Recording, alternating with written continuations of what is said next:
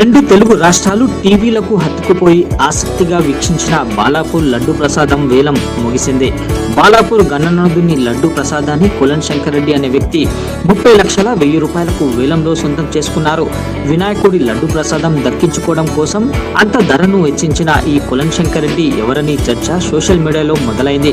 కులన్ Shankar Reddy BJP పార్టీకి చెందిన రాజకీయ నేత అని తెలిసిందే. రంగారెడ్డి జిల్లా మహేశ్వరం నియోజకవర్గం బాలాపూర్ గ్రామానికి చెందిన కులన్ శంకర్ రెడ్డి గతంలో సింగిల్ విండో చైర్మన్ గా, ప్రస్తుతం బీజేపీ పార్టీ కార్యవర్గ సభ్యులుగా కొనసాగుతున్నారు.